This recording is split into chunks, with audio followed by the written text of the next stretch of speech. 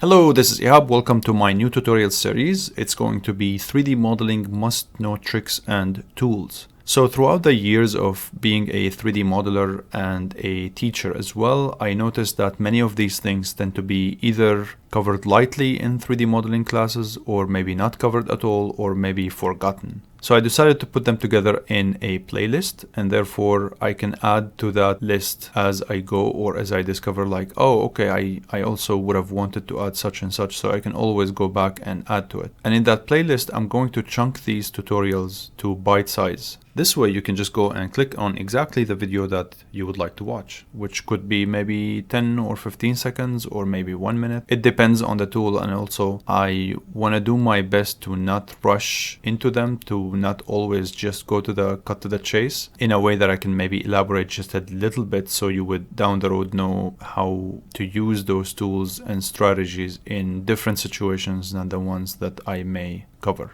And lastly, I want to say that if you would like to make any requests, let me know, comment it below, and then I will do my best to add it, because if you have a question, then someone else might have the same question. So it's good to make this playlist to be as complete as possible. All right, let's get modeling.